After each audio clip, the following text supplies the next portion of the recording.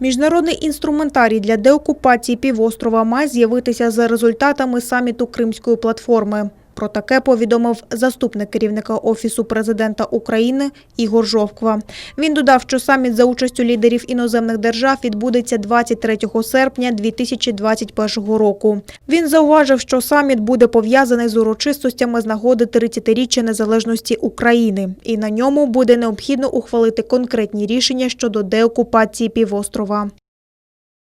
Вже чітко визначено дату проведення Кримського саміту – 23 серпня 2021 року. Офіс президента працює разом з МЗС для підготовки відповідних запрошень світовим лідерам. Ми не проводимо саміт заради саміту. Нам не потрібно провести саміт і знову забути цю тему. Тому після саміту має з'явитися, очевидно, декларація. А що ще більш важливо – скоординований міжнародний інструментарій для деокупації Криму та захисту прав українців у Криму.